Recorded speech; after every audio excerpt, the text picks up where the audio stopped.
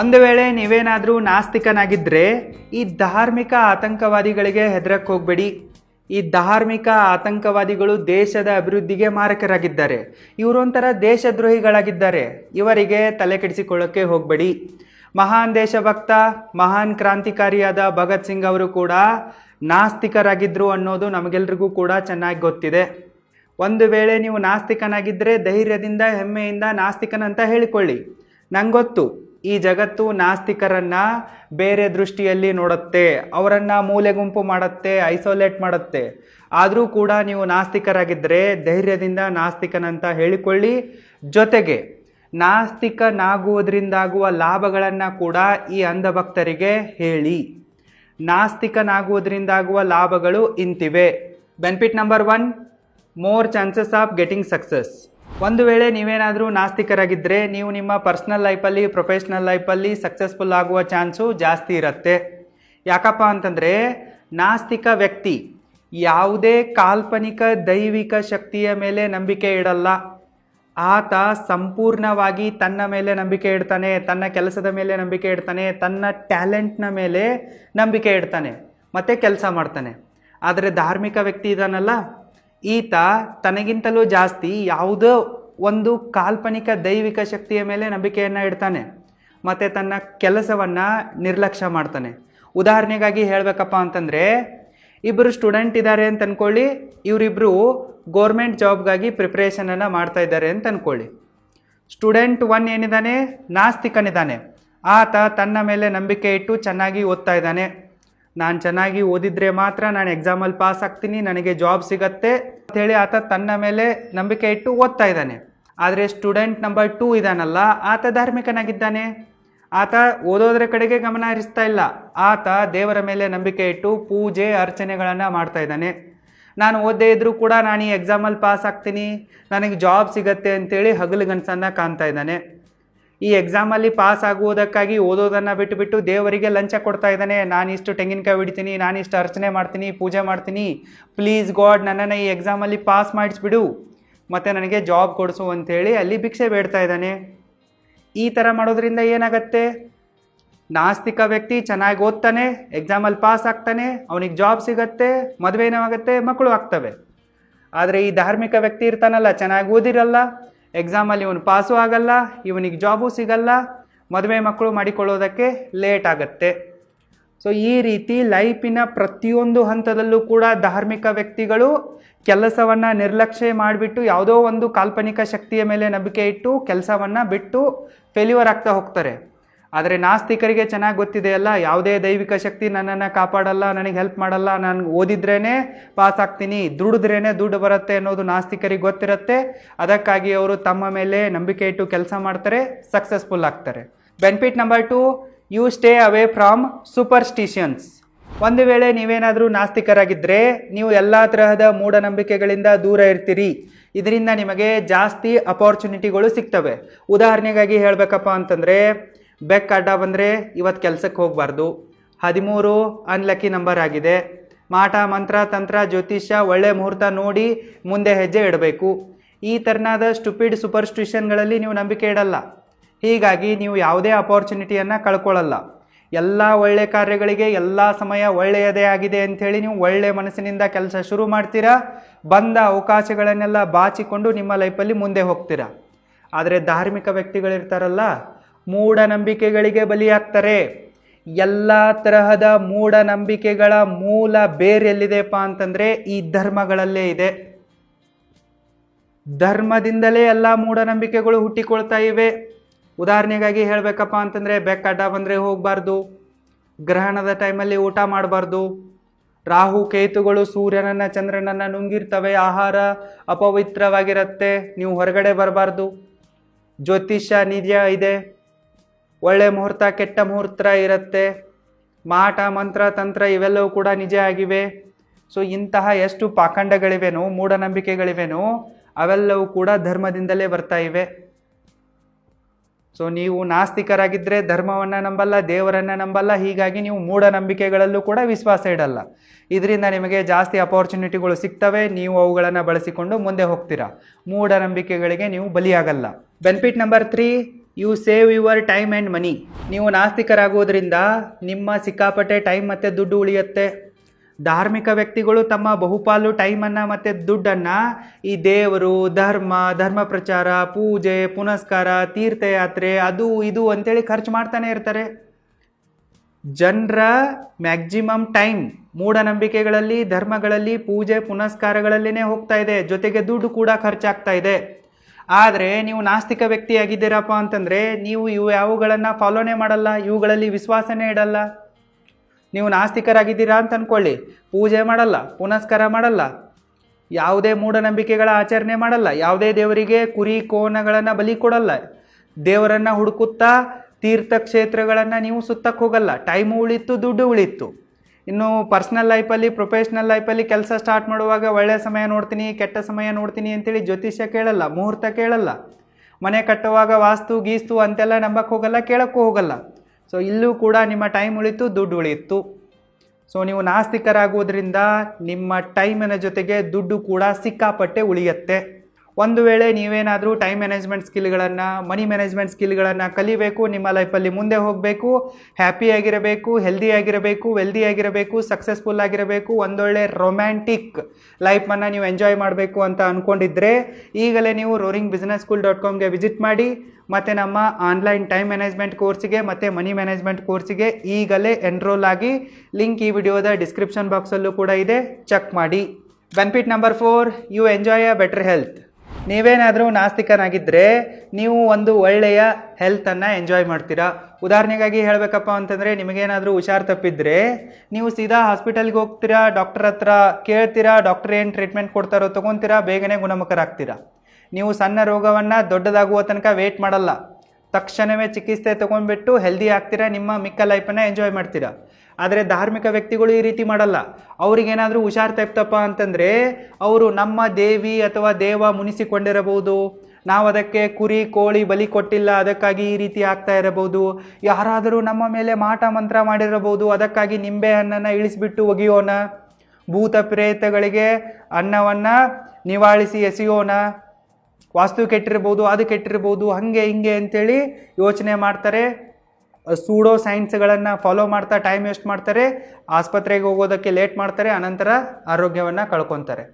ರೋಗ ಇನ್ನೂ ಸ್ಟಾರ್ಟಿಂಗಲ್ಲಿದ್ದರೆ, ಫಸ್ಟ್ ಸ್ಟೇಜಲ್ಲಿದ್ದರೆ ಬರೀ ಮೆಡಿಸಿನ್ನಿಂದ ಕ್ಯೂರ್ ಆಗೋ ಚಾನ್ಸಸ್ ಇರುತ್ತೆ. ಆದರೆ ಇವರು ಅದು 3rd ಸ್ಟೇಜಿಗೆ ಹೋಗೋ ತನಕ ವೇಟ್ ಮಾಡ್ತಾರೆ, ಆರೋಗ್ಯವನ್ನು ಕಳ್ಕೊತಾರೆ. ನೀವು ನಾಸ್ತಿಕರಾಗಿದ್ದರೆ ಸೂಡೋ ಸೈನ್ಸ್ಗಳಲ್ಲಿ ನಂಬಿಕೆ ಇಡಲ್ಲ, ಏನಾದರೂ ಆದರೆ ಸೀದಾ ಆಸ್ಪತ್ರೆಗೆ ಹೋಗ್ತೀರಾ, ಟ್ರೀಟ್ಮೆಂಟ್ ತೊಗೊತೀರಾ, ಯು ವಿಲ್ ಬಿ ಫೈನ್. ಆದರೆ ಧಾರ್ಮಿಕ ವ್ಯಕ್ತಿಗಳು ಈ ರೀತಿ ಮಾಡಲ್ಲ, ಅವರು ಸೂಡೋ ಸೈನ್ಸಲ್ಲಿ ನಂಬಿಕೆ ಇಡ್ತಾರೆ, ಆರೋಗ್ಯ ಕಳ್ಕೊತಾರೆ. Benefit number 5, you enjoy a best love life.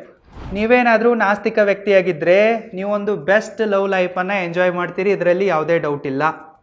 ಧಾರ್ಮಿಕ ವ್ಯಕ್ತಿಗಳು ಮದುವೆಯಾಗುವಾಗ ತಮ್ಮದೇ ಜಾತಿಯನ್ನು ಹುಡುಕ್ತಾರೆ, ತಮ್ಮದೇ ಧರ್ಮದಲ್ಲೇ ಹುಡುಕ್ತಾರೆ.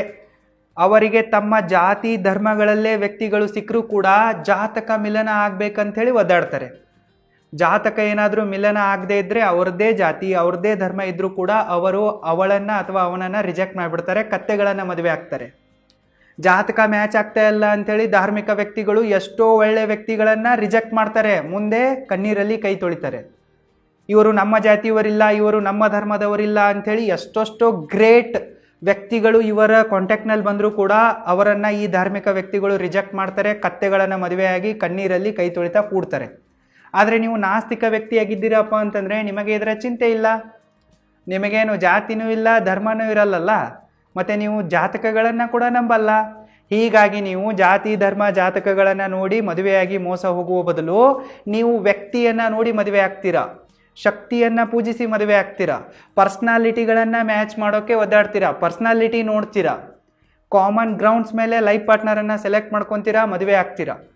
ಸೊ ಇಲ್ಲಿ ನೀವು ಮನಸ್ಸನ್ನು ವ್ಯಕ್ತಿಯನ್ನು ನೋಡಿ ಮದುವೆ ಆಗೋದ್ರಿಂದ ನೀವು ಜಾಸ್ತಿ ಸುಖವಾಗಿರ್ತೀರ. ಆದರೆ ಧಾರ್ಮಿಕ ವ್ಯಕ್ತಿಗಳು ಬರೀ ಜಾತಕ ಕೂಡಿಸಿ ಕತ್ತೆಗಳನ್ನೇ ಮದುವೆ ಆಗಿರ್ತಾರೆ, ತಮ್ಮ ಜಾತಿ ಧರ್ಮಗಳನ್ನು ಕೂಡಿಸಿರ್ತಾರೆ, ಓದಾಡ್ತಾರವರು. ನೀವು ಈ ರೀತಿ ಮಾಡಿರಲ್ಲ, ಅದಕ್ಕಾಗಿ ನಿಮ್ಮ ಲೈಫ್ ಚೆನ್ನಾಗಿರುತ್ತೆ. ಸಪೋಸ್ ನೀವು ಇಷ್ಟಪಟ್ಟು ಮದುವೆ ಆಗಿದ್ದರೂ ಕೂಡ ಅವರೇನಾದರೂ ನಿಮ್ಮೊಂದಿಗೆ ಹೊಂದಾಣಿಕೆ ಮಾಡಿ ಬದುಕ್ತಾ ಇಲ್ಲಪ್ಪ ಅಂತಂದ್ರೆ ನಿಮಗೆ ಡಿವೋರ್ಸ್ ತೆಗೆದುಕೊಳ್ಳುವ ಸ್ವಾತಂತ್ರ್ಯ ಇರುತ್ತೆ. ಸೊ ಕೆಲವೊಂದಿಷ್ಟು ಧರ್ಮಗಳಿವೆ, ಅಲ್ಲಿ ಬೇರೆ ಜಾತಿಯಲ್ಲಿ ಬೇರೆ ಧರ್ಮದಲ್ಲಿ ಮದುವೆ ಆಗೋದು ಕೂಡ ಅಪರಾಧವಾಗಿದೆ. ಉದಾಹರಣೆಗಾಗಿ ಬ್ರಾಹ್ಮಣ ಧರ್ಮ, ಸೋ ಕಾಲ್ಡ್ ಹಿಂದೂ ಧರ್ಮ. ಇನ್ನು ಕೆಲವೊಂದಿಷ್ಟು ಧರ್ಮಗಳಿವೆ, ಅಲ್ಲಿ ಡಿವೋರ್ಸ್ ತೆಗೆದುಕೊಳ್ಳೋದು ಕೂಡ ಒಂದು ಅಪರಾಧವಾಗಿದೆ. ಇನ್ನು ಬೇರೆ ಬೇರೆ ಧರ್ಮಗಳು ಮದುವೆ ಆಗೋಕ್ಕೂ ಕೂಡ ನಿರ್ಬಂಧನೆ ಹೇರ್ತವೆ, ಡಿವೋರ್ಸ್ ತೆಗೆದುಕೊಳ್ಳೋಕ್ಕೂ ಕೂಡ ನಿರ್ಬಂಧನೆ ಹೇರ್ತವೆ. ಮಕ್ಕಳು ಮಾಡುವಾಗ ಇಷ್ಟೇ ಮಕ್ಕಳು ಮಾಡ್ಕೋಬೇಕು, ಡಜನ್ 2-3 ಡಜನ್ ಆದರೂ ಮಾಡ್ಕೊಳ್ಳೇಬೇಕು, ಧರ್ಮ ಉಳಿಬೇಕು ಅಂತೇಳಿ ಪ್ರೆಷರ್ ಆಗ್ತವೆ. ಆದರೆ ನೀವು ನಾಸ್ತಿಕನಾಗಿದ್ದರೆ ನಿಮ್ಮ ಮೇಲೆ ಈ ಥರನಾದ ಯಾವುದೇ ಪ್ರೆಷರ್ ಇರಲ್ಲ. ಇಷ್ಟಪಟ್ಟವ್ರನ್ನ ಮದುವೆ ಆಗ್ತೀರಾ, ಅವ್ರ ಜೊತೆಗೆ ಹೊಂದಾಣಿಕೆ ಆಗಲಿಲ್ಲಪ್ಪ ಅಂತ ಡಿವೋರ್ಸ್ ಕೊಡ್ತೀರಾ, ಏಕಾಂಗಿಗಳಾಗ್ತೀರಾ, ಒಂಟಿಯಾಗಿ ಬದುಕ್ತೀರಾ. ಇನ್ನು ನೀವು ಚೆನ್ನಾಗೇ ಬದುಕ್ತಾ ಇದ್ದೀರಪ್ಪ ಅಂದರೆ ನಿಮಗೆ ಎಷ್ಟು ಮಕ್ಕಳು ಹೆರೋ ತಾಕತ್ತಿದೇನೋ, ಅವರನ್ನು ಹೊತ್ತು ಬೆಳೆಸೋ ತಾಕತ್ತಿದೇನೋ ಅಷ್ಟು ಮಕ್ಕಳನ್ನು ಹೆರ್ತೀರಾ. ನಿಮಗೇನು ಡಜನ್ ಗಟ್ಟಲೆ ಮಕ್ಕಳು ಮಾಡಬೇಕು ಅನ್ನೋ ಪ್ರೆಷರೇ ಇರಲ್ಲಲ್ಲ. ಸೊ ಈ ರೀತಿ ನೀವು ನಾಸ್ತಿಕರಾಗೋದ್ರಿಂದ ನಿಮ್ಮ ಲವ್ ಲೈಫ್ ಸೂಪರ್ ಆಗಿರುತ್ತೆ. Benefit number 6, you enjoy a guilt free life. ನೀವೇನಾದರೂ ನಾಸ್ತಿಕನಾಗಿದ್ದರೆ ನೀವು ಗಿಲ್ಟ್ ಫ್ರೀ ಲೈಫನ್ನು ಎಂಜಾಯ್ ಮಾಡ್ತೀರಾ. ಆದರೆ ಧಾರ್ಮಿಕ ವ್ಯಕ್ತಿಗಳಿಗೆ ಈ ಸ್ವಾತಂತ್ರ್ಯವಿಲ್ಲ. ಧಾರ್ಮಿಕ ವ್ಯಕ್ತಿಗಳು ಎನಿ ಟೈಮ್ ಭಯದಲ್ಲಿ ಮತ್ತು ಗಿಲ್ಟ್ನಲ್ಲಿ ಬದುಕ್ತಾರೆ. ಉದಾಹರಣೆಗಾಗಿ ಹೇಳಬೇಕಪ್ಪ ಅಂತಂದರೆ, ನಾನ್ ವೆಜ್ ತಿನ್ನೋದು ಇವ್ರಿಗೂ ಕೂಡ ಇಷ್ಟ ಇರುತ್ತೆ. ನಾಸ್ತಿಕರಿಗಿಂತ ಜಾಸ್ತಿ ನಾನ್ ವೆಜ್ಜನ್ನು ಈ ಧಾರ್ಮಿಕ ವ್ಯಕ್ತಿಗಳೇ ತಿಂತಾರೆ. ಉಚ್ಚ ಜಾತಿಯವರಂತ ಹೇಳ್ಕೊಳ್ಳೋರೇ ತಿಂತಾರೆ. ನಮ್ಮದು ಶ್ರೇಷ್ಠ ಧರ್ಮ, ನಮ್ಮಲ್ಲಿ ಪ್ರಾಣಿ ಹಿಂಸೆ ಇಲ್ಲ ಅನ್ನೋರೇ ಜಾಸ್ತಿ ನಾನ್ ವೆಜ್ಜನ್ನು ತಿಂತಾರೆ, ಪ್ರಾಣಿಗಳನ್ನು ಬಲಿ ಕೊಡ್ತಾರೆ, ಬೇರೆಯವರಿಗೆ ಮೋಸ ಮಾಡ್ತಾರೆ. ಸರಿನಾ? ಇವರಿಗೆ ನಾನ್ ವೆಜ್ ತಿನ್ನೋದು ಇಷ್ಟ ಇರುತ್ತೆ. ಆದರೆ ಇವತ್ತು ಶನಿವಾರ ಇದೆ, ಇವತ್ತು ತಿಂದರೆ ದೇವರು ಕೊಪ್ಪಿಸಿಕೊಳ್ತಾನೆ, ಮೂಗು ಕೊಯ್ತಾನೆ. ಶ್ರಾವಣ ಮಾಸ ಇದೆ, ಈಗ ತಿನ್ನಬಾರ್ದು. ಆದರೂ ಕೂಡ ಇವರ ನಾಲ್ಗೆ ಚಪಲ ತಡೆಯೋಕ್ಕಾಗಲ್ಲ, ಇವರು ತಿಂತಾರೆ. ತಿಂದ ನಂತರ ಪಶ್ಚಾತ್ತಾಪ ಮಾಡಿಕೊಳ್ಳೋಕ್ಕೆ ಶುರು ಮಾಡಿಬಿಡ್ತಾರೆ. ನಾನ್ ವೆಜ್ ತಿನ್ನೋದು ಇಷ್ಟ ಇರುತ್ತೆ, ದೇವ್ರಿಗೆ ಹೆದರೋಕ್ಕೆ ಶುರು ಮಾಡಿಬಿಡ್ತಾರೆ, ತಿಂದುಬಿಡ್ತಾರೆ ತಾಳಲಾರದೆ. ಅದಾದ ನಂತರ ಕೊರಗೋಕ್ಕೆ ಶುರು ಮಾಡ್ತಾರೆ. ಮತ್ತು ಇವರು ಮ್ಯಾಸ್ಟ್ರಿಬ್ಯೂಷನ್ ಮಾಡ್ಕೊತಾರೆ, ಇವ್ರಿಗೆ ಇಷ್ಟ ಇರುತ್ತೆ. ಮಾಡ್ಕೊಂಡ ನಂತರ ಸೊ ನಮ್ಮ ಧರ್ಮ ಇದಕ್ಕೆ ಅಲೋ ಮಾಡಲ್ಲ, ನಮ್ಮ ಧರ್ಮದಲ್ಲಿ ಹಂಗೆ ಹೇಳಿದ್ದಾರೆ ಹಿಂಗೆ ಹೇಳಿದ್ದಾರೆ ಅಂತೇಳಿ ಎಲ್ಲ ಕೊರಗೋಕ್ಕೆ ಶುರು ಮಾಡಿಬಿಡ್ತಾರೆ. ಸೆಕ್ಸ್ ಮಾಡೋದು ಇವ್ರಿಗೂ ಕೂಡ ಇಂಟ್ರೆಸ್ಟ್ ಇರುತ್ತೆ, ಹುಡುಗರಿಗೂ ಆಯಿತು ಹುಡುಗಿಯರಿಗೂ ಆಯಿತು. ಸೆಕ್ಸ್ ಅಂದರೆ ಸಾಯ್ತಾರೆ ಇವರು. ಇವ್ರ ತಲೆಯಲ್ಲಿ 24/7 ಸೆಕ್ಸೇ ಓಡ್ತಾ ಇರುತ್ತೆ. ಇವ್ರು ಮಾಡೋದೆಲ್ಲವೂ ಕೂಡ ಸೆಕ್ಸಿಗಾಗಿಯೇ ಆಗಿದೆ. ಚೆನ್ನಾಗಿ ಓದು, ಮುಂದೆ ಚೆನ್ನಾಗಿರೋ ನೌಕರಿ ಸಿಗತ್ತೆ. ನೌಕರಿ ಸಿಕ್ಕ ಮೇಲೆ ಏನಾಗುತ್ತೆ, ಚೆನ್ನಾಗಿರೋ ಸುಂದರವಾಗಿರುವ ಹೆಂಡತಿ ಸಿಗ್ತಾಳೆ. ಹುಡುಗಿರನ್ನ ಯಾಕೆ ಓದಿಸ್ತಾ ಇದ್ದಾರೆ? ಇವಳನ್ನು ಅನ್ಪಡ್ ಮಾಡಿದರೆ, ಓದಿಸ್ತಾ ಇದ್ದರೆ ದನ ಕಾಯೋನಿಗೆ ಕೊಡಬೇಕಾಗತ್ತೆ. ಸ್ವಲ್ಪ ಓದಿಸಿದರೆ ಎಜುಕೇಟೆಡ್ ಆಗಿರೋನು ಸಿಗ್ತಾನೆ. ಹುಡುಗಿರ ತಲೆಯಲ್ಲೂ ಅದೇ ಇದೆ, ಯಾಕೆ ಓದಬೇಕು, ಯಾಕೆ ದುಡಿಬೇಕು, ಯಾಕೆ ನೌಕರಿ ತಗೋಬೇಕು, ಚೆನ್ನಾಗಿರೋ ಲೈಫ್ ಪಾರ್ಟ್ನರ್ ಸಿಗಬೇಕು. ಹುಡುಗರ ತಲೆಯಲ್ಲೂ ಅದೇ ಇದೆ, ಬ್ಯೂಟಿಫುಲ್ ಆಗಿರುವ ಹುಡುಗಿ ಸಿಗಬೇಕು. ಅಲ್ಟಿಮೇಟ್ ಗೋಲೇ ಇವ್ರದ್ದು ಸೆಕ್ಸ್ ಆಗಿದೆ. ಸೊ ಇವ್ರು ಸೆಕ್ಸ್ ಮಾಡ್ತಾರೆ. ಸೆಕ್ಸ್ ಆದ ನಂತರ ರಿಗ್ರೆಟ್ ಫೀಲ್ ಮಾಡೋಕ್ಕೆ ಶುರು ಮಾಡಿಬಿಡ್ತಾರೆ. ಮಾಡಬಾರ್ದಾಗಿತ್ತು, ಇದು ಒಂದು ಕೆಟ್ಟ ಕೆಲಸವಾಗಿದೆ, ಸೆಕ್ಸ್ ಮಾಡೋದು ಅಧಾರ್ಮಿಕ ಕೃತ್ಯವಾಗಿದೆ ಅಂತೇಳಿ ಕೊರಗೋಕ್ಕೆ ಶುರು ಮಾಡಿಬಿಡ್ತಾರೆ. ಆದರೆ ನೀವು ನಾಸ್ತಿಕರಾಗಿದ್ದರೆ ನಿಮಗೆ ಯಾವುದೇ ಗಿಲ್ಟ್ ಇರಲ್ಲ. ನಾನ್ ವೆಜ್ ತಿನ್ಬೇಕನ್ಸಿದ್ರೆ ತಿಂತೀರಾ, ಬೇಡ ಅಂದರೆ ಬಿಡ್ತೀರಾ. ಸೆಕ್ಸ್ ಮಾಡುವಾಗ ನೀವು ಮಾಡ್ತೀರಾ, ಇಂಟ್ರೆಸ್ಟ್ ಇದ್ದರೆ, ಇಲ್ಲಾಂದರೆ ಬಿಡ್ತೀರಾ. ಇದರಲ್ಲಿ ನೀವು ಭಯ ಪಡೋದಾಗಲಿ ಅಥವಾ ರಿಗ್ರೆಟ್ ಫೀಲ್ ಮಾಡೋದಾಗಲಿ ಮಾಡಲ್ಲ. ನೀವು ಗಿಲ್ಟ್ ಫ್ರೀ ಫಿಯರ್ಲೆಸ್ ಲೈಫನ್ನು ಲೀಡ್ ಮಾಡ್ತೀರಾ ನಾಸ್ತಿಕರಾಗೋದ್ರಿಂದ. ಧಾರ್ಮಿಕ ವ್ಯಕ್ತಿಗಳಿಗೆ ಈ ಅವಕಾಶ ಇಲ್ಲ. Benefit number 7, you have more empathy and compassion. ನಾಸ್ತಿಕ ವ್ಯಕ್ತಿಗಳಿಗೆ ಹೃದಯವಿರಲ್ಲ, ನಾಸ್ತಿಕರು ಕಲ್ಲು ಹೃದಯವನ್ನು ಹೊಂದಿರ್ತಾರೆ ಅಂತೇಳಿ ಧಾರ್ಮಿಕ ವ್ಯಕ್ತಿಗಳು ಹೇಳ್ತಾರೆ. ಆದರೆ ಇದು ಶುದ್ಧ ಸುಳ್ಳಾಗಿದೆ. ನೀವೇನಾದರೂ ನಾಸ್ತಿಕ ವ್ಯಕ್ತಿಯಾಗಿದ್ದರೆ ನಿಮ್ಮಲ್ಲಿ ಕಂಪ್ಯಾಷನ್ ಮತ್ತು ಎಂಪತಿ ಅವರಿಗಿಂತಲೂ ಜಾಸ್ತಿ ಇರುತ್ತೆ. ಅವರಿಗೆ ಕಂಪೇರ್ ಮಾಡಿದರೆ ನಿಮ್ಮಲ್ಲೇ ಪ್ರೀತಿ, ಪ್ರೇಮ, ಸ್ನೇಹ, ನಂಬಿಕೆಗಳು ಜಾಸ್ತಿ ಇರ್ತವೆ. ಧಾರ್ಮಿಕ ವ್ಯಕ್ತಿಗಳಲ್ಲಿ ಇವ್ಯಾವೂ ಕೂಡ ರಿಯಲ್ ಆಗಿರಲ್ಲ, ಎಲ್ಲವೂ ಕೂಡ ಡೊಂಬಿಕತೆಗಳಾಗಿರ್ತವೆ, ಫೇಕ್ ಆಗಿರ್ತವೆ. ಉದಾಹರಣೆಗಾಗಿ ಹೇಳಬೇಕಪ್ಪ ಅಂತಂದರೆ, ಎಲ್ಲ ಧಾರ್ಮಿಕ ವ್ಯಕ್ತಿಗಳು ಜಾತೀಯತೆ ಮಾಡ್ತಾರೆ, ಧರ್ಮದ ಭೇದ ಭಾವವನ್ನು ಮಾಡ್ತಾರೆ, ಭಾಷೆಯ ಭೇದ ಭಾವವನ್ನು ಮಾಡ್ತಾರೆ. ಈ ಯಾವುದೇ ಒಬ್ಬ ಧಾರ್ಮಿಕ ವ್ಯಕ್ತಿಯನ್ನು ತೆಗೆದುಕೊಳ್ಳಿ, ಆತ ತಮ್ಮ ಜಾತಿಯವರ ಮೇಲೆ ಜಾಸ್ತಿ ಕನ್ಸರ್ನನ್ನು, ಪ್ರೀತಿಯನ್ನು ತೋರಿಸ್ತಾನೆ. ತಮ್ಮ ಜಾತಿಯಲ್ಲೇ ಮದುವೆ ಆಗೋದು, ತಮ್ಮ ಜಾತಿಯಲ್ಲೇ ದೋಸ್ತಿ ಮಾಡೋದು, ತಮ್ಮ ಧರ್ಮದಲ್ಲೇ ಮದುವೆಗಳನ್ನು ಮಾಡ್ಕೊಳ್ಳೋದು, ಈ ಥರ ಎಲ್ಲ ಮಾಡ್ತಾ ಇರ್ತಾನೆ. ಮತ್ತು ನಮ್ಮ ಧರ್ಮವೇ ಶ್ರೇಷ್ಠ ಆಗಿದೆ ಅಂತ ಇರ್ತಾನೆ ಅವನು. ಇವನು ಬೇರೆಯವ್ರಿಗೆ ಹೇಳ್ತಾ ಇರ್ತಾನೆ ಬದುಕಲು ಕಲೀರಿ ಅಂತೇಳಿ. ಆದರೆ ರಿಯಾಲಿಟಿಯಲ್ಲಿ ಮಾಡ್ತಾ ಇರ್ತಾನೆ, ಮಾಡಲ್ಲ. ಎಲ್ಲ ಧಾರ್ಮಿಕ ವ್ಯಕ್ತಿಗಳು ನಮ್ಮದೇ ಜಾತಿ ಶ್ರೇಷ್ಠ, ನಮ್ಮದೇ ಧರ್ಮ ಶ್ರೇಷ್ಠ ಅಂತ ಹೇಳ್ತಾ ಇರ್ತಾರೆ. ಮತ್ತು ಬೇರೆ ಧರ್ಮದವರನ್ನು ಸಿಕ್ಕಾಪಟ್ಟೆ ದ್ವೇಷಿಸ್ತಾ ಇರ್ತಾರೆ. ಅವರನ್ನು ಸಾಯಿಸಬೇಕು, ತುಳಿಬೇಕು, ಅವ್ರಿಗೆ ಮಕ್ಕಳೇ ಹುಟ್ಟಬಾರ್ದು ಅನ್ನೋ ಥರ ಮಾಡಬೇಕು ಅನ್ನೋವಷ್ಟರ ಮಟ್ಟಿಗೆ ತಮ್ಮ ಎದೆಯಲ್ಲಿ ವಿಷವನ್ನು ತುಂಬಿಕೊಂಡಿರ್ತಾರೆ, ತಲೆಯಲ್ಲಿ ದ್ವೇಷವನ್ನು ತುಂಬಿಕೊಂಡಿರ್ತಾರೆ. ಇವರು ತಮ್ಮ ಧರ್ಮ ಶ್ರೇಷ್ಠ ಅಂಥೇಳಿ ಸಾಬೀತುಪಡಿಸೋಕ್ಕೆ ಬೇರೆಯವರನ್ನು ಕೊಲೆ ಮಾಡ್ತಾರೆ. ತಮ್ಮ ದೇವರನ್ನು ಖುಷಿಪಡಿಸುವುದಕ್ಕಾಗಿ ಅಮಾಯಕ ಮೂಕ ಪ್ರಾಣಿಗಳನ್ನು ಬಲಿ ಕೊಡ್ತಾರೆ. ಸೊ ಈ ಥರ ಆತಂಕವಾದಿ ಕೃತ್ಯ ಮಾಡೋದು, ಪ್ರಾಣಿ ಹಿಂಸೆ ಮಾಡೋದು, ಜಾತಿ ಭೇದ, ಧರ್ಮ ಭೇದ ಭಾವಗಳನ್ನು ಮಾಡೋದು, ಇದು ಧಾರ್ಮಿಕ ವ್ಯಕ್ತಿಗಳಿಂದ ಮಾತ್ರ ಸಾಧ್ಯವಿದೆ. ಏಕೆಂದರೆ ಅವರ ತಲೆಯಲ್ಲಿ ದ್ವೇಷ ಇದೆ, ತಲೆಯಲ್ಲಿ ಕಸ ಇದೆ, ಎದೆಯಲ್ಲಿ ವಿಷ ಇದೆ. ಆದರೆ ನೀವು ನಾಸ್ತಿಕ ವ್ಯಕ್ತಿಯಾಗಿದ್ದೀರಪ್ಪ ಅಂತಂದರೆ ನಿಮ್ಮದು ಯಾವುದು ಜಾತಿನೂ ಇರಲ್ಲ, ಧರ್ಮನೂ ಇರಲ್ಲ, ದೇವರು ಇರಲ್ಲ. ಹೀಗಾಗಿ ನೀವು ಯಾರ ಮೇಲೂ ಕೂಡ ವಿಷಾಕಾರಕ್ಕೆ ಹೋಗಲ್ಲ. ಅವ್ರನ್ನ ಸಾಯಿಸಿ, ಇವ್ರನ್ನ ಚಚ್ಚ್ರಿ, ಇವ್ರನ್ನ ಹೊಡೀರಿ, ಬಾಂಬ್ ಹಾಕಿ ಉಡಾಯಿಸಿ, ಈ ಥರ ಯಾವುದೇ ಕೃತ್ಯಗಳನ್ನು ನೀವು ಮಾಡೋಕ್ಕೆ ಹೋಗಲ್ಲ. ನೀವು ದೇವರನ್ನು ಇಂಪ್ರೆಸ್ ಮಾಡೋಕ್ಕೆ ಯಾವುದೇ ಅಮಾಯಕ ಮೂಕ ಪ್ರಾಣಿಗಳನ್ನು ಬಲಿ ಕೊಡೋಕ್ಕೆ ಹೋಗಲ್ಲ. ಒಂದು ಹೇಳ್ತೀನಿ, ಅರ್ಥ ಮಾಡ್ಕೊಳ್ಳಿ. ಧಾರ್ಮಿಕ ವ್ಯಕ್ತಿಗಳಿಂದಲೇ ಎಲ್ಲ ತರಹದ ಪೊಲ್ಯೂಷನ್ ಆಗ್ತಾ ಇದೆ. ಶಬ್ದ ಮಾಲಿನ್ಯ, ವಾಯು ಮಾಲಿನ್ಯ, ವಿಚಾರ ಮಾಲಿನ್ಯ ಎಲ್ಲ ಇವರಿಂದಲೇ ಆಗ್ತಾ ಇದೆ. ನಾಸ್ತಿಕ ವ್ಯಕ್ತಿಗಳಿಂದ ಏನು ಇಂಥ ಕೃತ್ಯ ಆಗ್ತಾ ಇಲ್ಲ. ನೀವು ನಾಸ್ತಿಕ ವ್ಯಕ್ತಿಗಳನ್ನು ಯಾವತ್ತೂ ಕೂಡ ಆತಂಕವಾದಿ ಮಾಡೋಕ್ಕಾಗಲ್ಲ, ಆದರೆ ಧಾರ್ಮಿಕ ವ್ಯಕ್ತಿಯನ್ನು ಈಸಿಯಾಗಿ ಆತಂಕವಾದಿ ಮಾಡ್ಬೋದು. ಅದಕ್ಕಾಗಿಯೇ ನಾನು ಶುರುವಾತಿನಲ್ಲೇ ಹೇಳಿದ್ದೆ, ಧಾರ್ಮಿಕ ಆತಂಕವಾದಿಗಳಿಗೆ ಹೆದರುವ ಅವಶ್ಯಕತೆ ಇಲ್ಲ. ಇವರೆಲ್ಲರೂ ಕೂಡ ಆತಂಕವಾದಿಗಳಾಗಿದ್ದಾರೆ.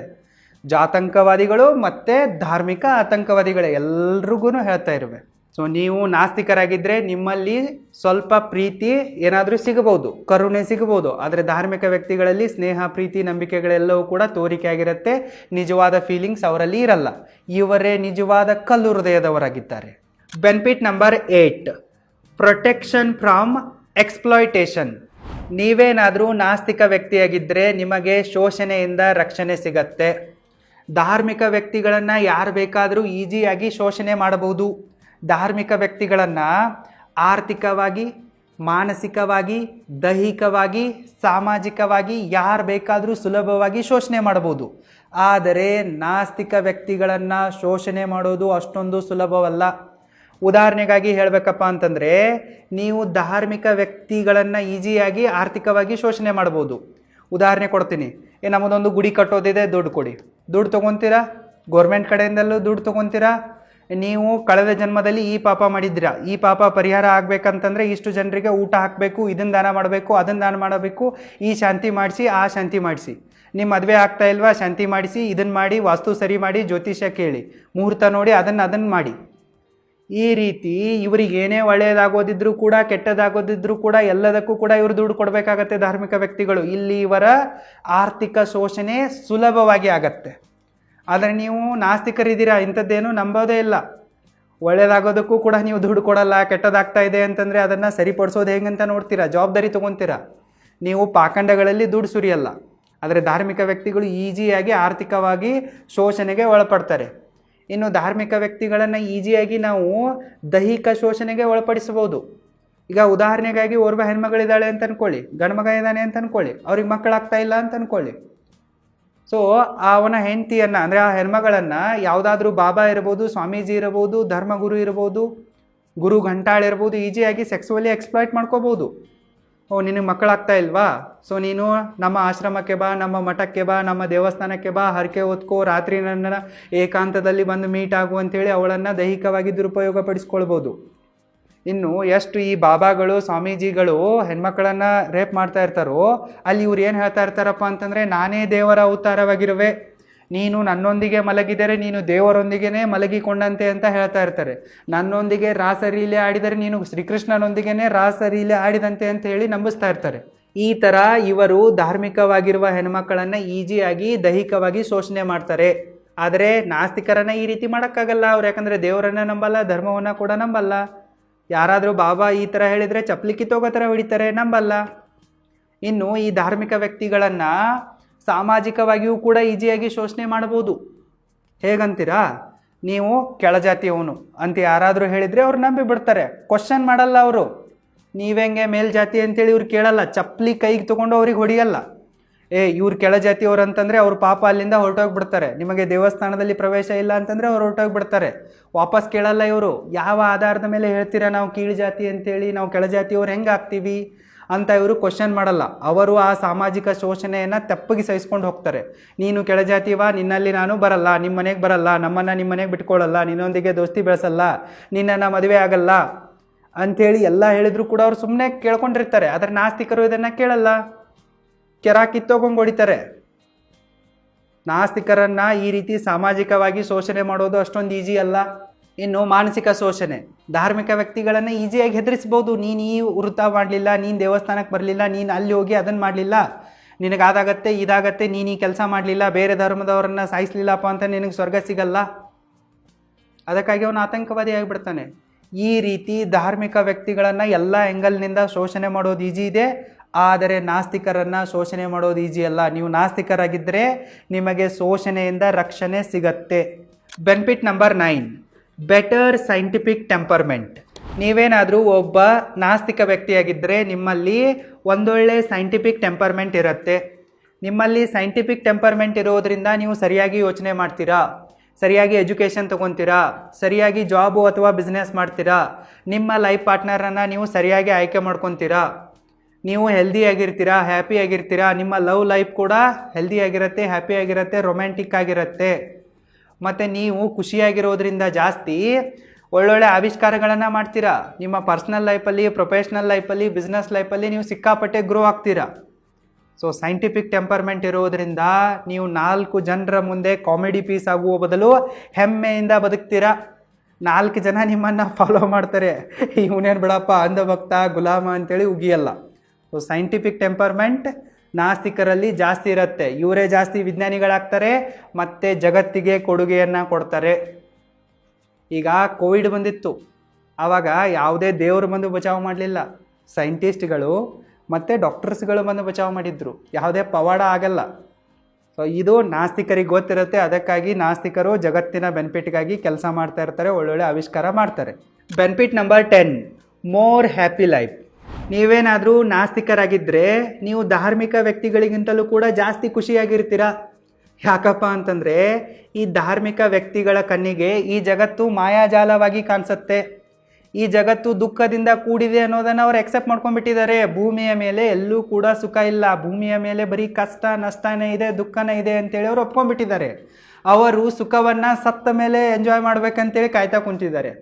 ಸತ್ತ ಮೇಲೆ ನನಗೆ ಸ್ವರ್ಗ ಸಿಗತ್ತೆ, ಸ್ವರ್ಗದಲ್ಲಿ ಅಪ್ಸರೆಯರು ಇರ್ತಾರೆ, ಅಲ್ಲಿ ಅದಿರುತ್ತೆ ಇದಿರುತ್ತೆ, ಅಲ್ಲಿ ಕೆಲಸ ಮಾಡಿದೆ ಎಲ್ಲವೂ ಕೂಡ ಸಿಗತ್ತೆ, ಭೂಮಿ ಕೆಟ್ಟದಾಗಿದೆ, ಭೂಮಿ ಮಾಯಾಜಾಲವಾಗಿದೆ, ದುಃಖದಿಂದ ಕೂಡಿದೆ ಅಂತೇಳಿ ಅವರು ಇರೋ ಲೈಫನ್ನು ಎಂಜಾಯೇ ಮಾಡಲ್ಲ. ದುಡ್ಡು ಗಳಿಸೋದು ಕೆಟ್ಟದಾಗಿದೆ ಅಂತೇಳಿ ದುಡ್ಡೇ ಗಳಿಸಲ್ಲ. ದುಡ್ಡು ಗಳಿಸದೇ ಇದ್ರೆ ಇವರಿಗೆ ರೆಸ್ಪೆಕ್ಟು ಸಿಗಲ್ಲ. ಮನಿ ಇದ್ದರೆ ಮಾತ್ರ ಹನಿ ಬರ್ತಾಳೆ, ರೆಸ್ಪೆಕ್ಟ್ ಸಿಗತ್ತೆ. ಮನಿ ಇಲ್ಲಪ್ಪ ಅಂತಂದರೆ ಶನಿ ಇವರ ಹೆಗಲ ಮೇಲೆ ಏರಿ ಕುಂತಿರ್ತಾನೆ, ಇವ್ರಿಗೆ ಅದು ಅರ್ಥ ಆಗಲ್ಲ.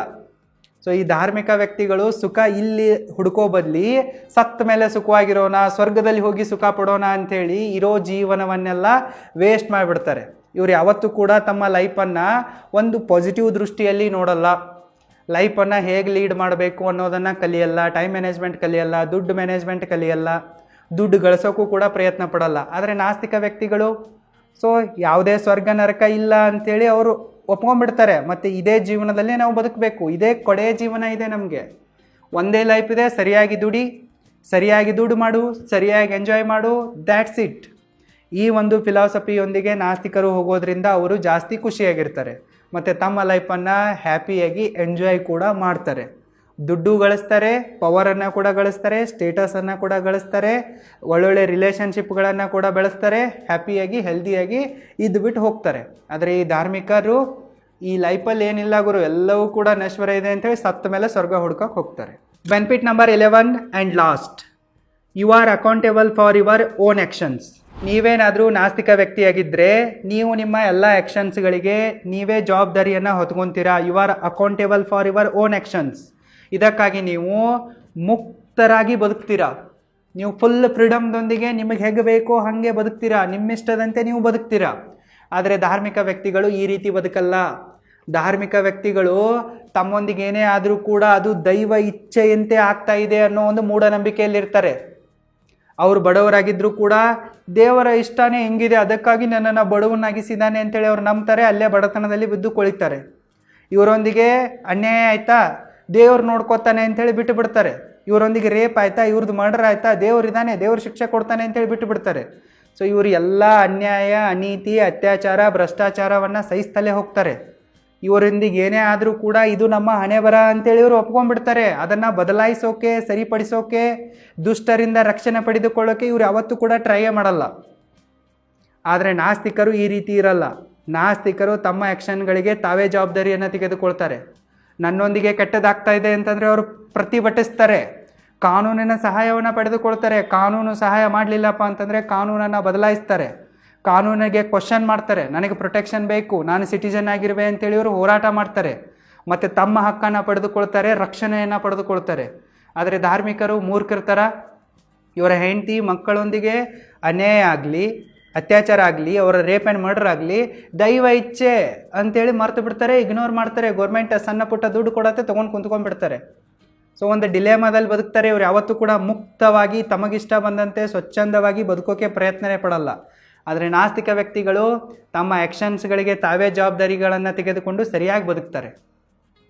ಇವರು ಯಾವುದೇ ಒಂದು ಭಯದಲ್ಲಿ ಬದುಕಲ್ಲ. ಮುಕ್ತವಾಗಿ ತಮಗೆ ಹೇಗೆ ಬೇಕೋ ತಮ್ಮಿಷ್ಟದಂತೆ ಸರಿಯಾಗಿ ಬದುಕ್ತಾರೆ. ತಮ್ಮಿಂದ ತಪ್ಪಾದರೆ ಅದನ್ನು ಒಪ್ಕೊತಾರೆ ಮತ್ತು ತಿದ್ಕೊತಾರೆ. ತಮ್ಮೊಂದಿಗೆ ಅನ್ಯಾಯ ಆಗ್ತಾ ಇದೆ ಅಂತಂದರೆ ಅದನ್ನು ತಡೆ ಹಿಡಿತಾರೆ, ರಕ್ಷಣೆ ಪಡೆದುಕೊಳ್ತಾರೆ, ಉಳಿತಾರೆ ಮತ್ತು ಬೆಳೀತಾರೆ, ಬದುಕಿ ತೋರಿಸ್ತಾರೆ. ಮತ್ತು ನಾಸ್ತಿಕರು ತಮ್ಮ ಪರ್ಸ್ನಲ್ ಲೈಫಲ್ಲಿ ಮತ್ತು ಪ್ರೊಫೆಷ್ನಲ್ ಲೈಫಲ್ಲಿ ಸರಿಯಾದ ಡಿಸಿಷನ್ ಮೇಕಿಂಗನ್ನು ಮಾಡ್ತಾರೆ. ಅದಕ್ಕಾಗಿ ಅವರು ಜಾಸ್ತಿ ಖುಷಿಯಾಗಿರ್ತಾರೆ ಮತ್ತು ಸಕ್ಸಸ್ಫುಲ್ ಆಗಿರ್ತಾರೆ. ಸೊ ನೀವೇನಾದರೂ ನಾಸ್ತಿಕರಾಗಿದ್ದರೆ ನಿಮಗೆ ಈ 11 ಗ್ರೇಟ್ ಬೆನಿಫಿಟ್ಸ್ಗಳಾಗ್ತವೆ. ನೀವೇನಾದರೂ ನಾಸ್ತಿಕರಾಗಿದ್ದರೆ ಹೆಮ್ಮೆಯಿಂದ ನಾನು ನಾಸ್ತಿಕನಂತ ಹೇಳ್ಕೊಳ್ಳಿ, ಹೆಮ್ಮೆಯಿಂದ ಬದುಕಿ, ಯಾರಿಗೂ ಕೂಡ ಹೆದರಕ್ಕೆ ಹೋಗಬೇಡಿ. All the best and thank you so much.